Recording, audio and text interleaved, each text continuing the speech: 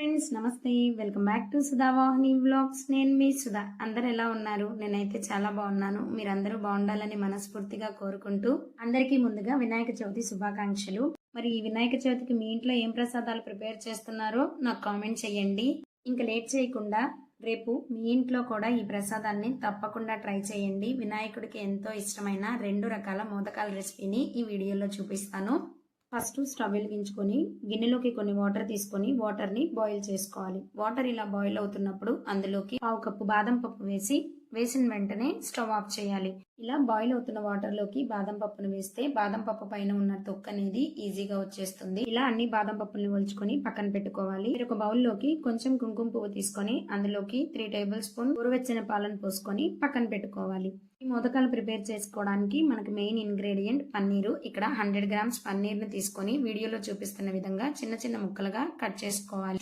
Mixie jar తీసుకొని mixie jar లోకి ముందుగా మనం కట్ చేసుకున్న పన్నీర్ ముక్కల్ని, అందులోకి 1/2 కప్పు పంచదార, 1/2 కప్ మిల్క్ పౌడర్, ముందుగా మనం పీల్ చేసుకున్న బాదం వేసుకొని మూత పెట్టి కచ్చా పచ్చాగా గ్రైండ్ చేసుకోవాలి. మిక్సీ జార్ లోకి 1/2 కప్ పాలను పోసుకొని వీడియోలో చూపిస్తున్న విధంగా స్మూత్ పేస్ట్ వచ్చేదాకా మిక్సీ పట్టుకొని పక్కన పెట్టుకోవాలి. ఇప్పుడు స్టవ్ వెలిగించుకొని గిన్నె పెట్టుకొని అందులోకి 3 టేబుల్ స్పూన్ నెయ్యి వేసుకొని నెయ్యి కాస్త హీట్ అయిన తర్వాత ముందుగా మిక్సీ పట్టుకున్న స్మూత్ పేస్ట్ ను వేసి నెయ్యి మిక్చరు అంతా కలిసేటట్లు కలుపుకోవాలి. స్టవ్ ని సిమ్ టు మీడియం లోకి అడ్జస్ట్ చేసుకొని అడుగంటకుండా కలుపుతూ ఉండాలి. ఇందులోకి 1 టేబుల్ స్పూన్ పచ్చి కొబ్బరి తురుము, ముందుగా మనం కలిపి పెట్టుకున్న కుంకుమ పువ్వు పాలు వేసి మరొకసారి కలుపుకోవాలి. ఇలా కలుపుతూ ఉంటే 10 to 15 మినిట్స్ తర్వాత కాస్త చిక్కబడుతుంది. మిక్చర్ దగ్గర పడిన తర్వాత ఫ్లేవర్ కోసం ఇలాచీ పౌడర్, 2 టేబుల్ స్పూన్ నెయ్యి వేసి కలుపుతూ ఉండాలి. 10 మినిట్స్ తర్వాత ఈ మిక్చర్ అనేది ప్యాన్ నుంచి సపరేట్ అవుతుంది.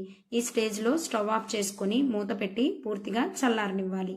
మిక్చర్ అంతా కంప్లీట్ గా చల్లారిపోయిన తర్వాత మోదక్ మౌల్డ్స్ కి నెయ్యి రాసుకొని సన్నగా తరిగిన పిస్తా పప్పు వేసుకొని అందులోకి ముందుగా మనం ప్రిపేర్ చేసుకున్న మోదక్ మిక్చర్ ని వీడియోలో చూపిస్తున్న విధంగా మౌల్డ్స్ లోకి కూర్చుకొని ప్రెస్ చేసి ఎక్సెస్ ఉన్న పార్ట్ ని తీసేస్తే వినాయకుడికి ఎంతో ఇష్టమైన మలాయ్ మోదక్ రెడీ.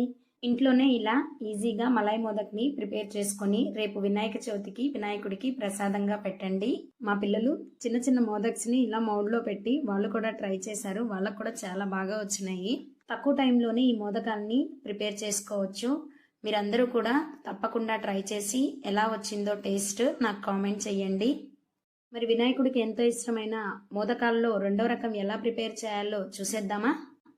ఆవిరి మీద ఉడికించే ఈ స్టఫ్డ్ మోదకాలన్నా కూడా వినాయకుడికి చాలా ఇష్టము. ఇవి కూడా తప్పకుండా రేపు వినాయక చవితికి ట్రై చేయండి. ముందుగా స్టవ్ వెలిగించుకొని కడాయి పెట్టుకొని అందులోకి తురిమిన 1 కప్ పచ్చి కొబ్బరిని తీసుకోవాలి. 1 కప్ పచ్చి కొబ్బరికి 1/2 కప్పు తురిమిన బెల్లం వేస్తున్నాను. కాస్త స్వీట్ ఎక్కువగా తినే వాళ్ళైతే 1 కప్ కి 1 కప్ బెల్లం వేసుకోండి.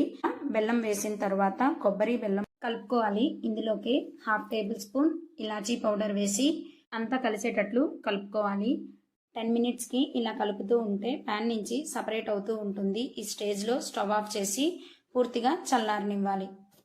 మరి డ్రైగా అయ్యేటట్లు ఉడికించొద్దు. వీడియోలో చూపిస్తున్న విధంగా ఈ స్టేజ్ లో ఉన్నప్పుడు స్టవ్ ఆఫ్ చేసేసుకోండి. ఆరే కొద్దీ ఇంకాస్త గట్టిపడుతుంది. ఈ మిక్చర్ చల్లారేలోపు స్టవ్ వెలిగించుకొని మరొక ప్యాన్ పెట్టుకొని 1.5 కప్ వాటర్ వేసుకోవాలి. అందులోకి 1/2 table spoon salt, 1 table spoon బెల్లం వేసుకొని బాయిల్ చేసుకోవాలి. బాయిల్ అవుతున్నప్పుడు ఇందులోకి 1 కప్ బియ్య పిండిని వేసుకోవాలి. ఇక్కడ నేను పొడి బియ్య పిండినే యూజ్ చేస్తున్నాను. బియ్య పిండిని వేసిన తర్వాత వాటర్లో బియ్య పిండి మొత్తం కలిసేటట్లు కలుపుకోవాలి. ఇందులోకి 2 టేబుల్ స్పూన్ నెయ్యి వేసి స్టవ్ ఆఫ్ చేసి ఈ పిండిని కూడా చల్లారనివ్వాలి. ఈ పిండి పూర్తిగా చల్లారకుండా కాస్త గోరువెచ్చగా ఉన్నప్పుడు చేతులకి కాస్త నెయ్యి రాసుకొని వీడియోలో చూపిస్తున్న విధంగా ప్రెస్ చేస్తూ సాఫ్ట్ బాల్ వచ్చే విధంగా కలుపుకోవాలి. ఇప్పుడు మోదక్ మౌల్డ్స్ ని తీసుకొని నెయ్యి రాసి వీడియోలో చూపిస్తున్న విధంగా పిండిని మౌల్డ్లోకి కూర్చుకొని కూర్చుకున్న తర్వాత దానిలోకి ముందుగా మనం ప్రిపేర్ చేసుకున్న బెల్లం కొబ్బరి మిక్చర్ ని పెట్టుకొని దానిపైన బియ్య పిండిని మళ్ళీ కూర్చుకోవాలి. మౌల్డ్ ని కొంచెం ప్రెస్ చేసి ఓపెన్ చేస్తే కోకోనట్ స్టఫ్డ్ మోదక్ రెడీ. ఇలా అన్ని మోదక్స్ ని రెడీ చేసుకొని పక్కన పెట్టుకోవాలి.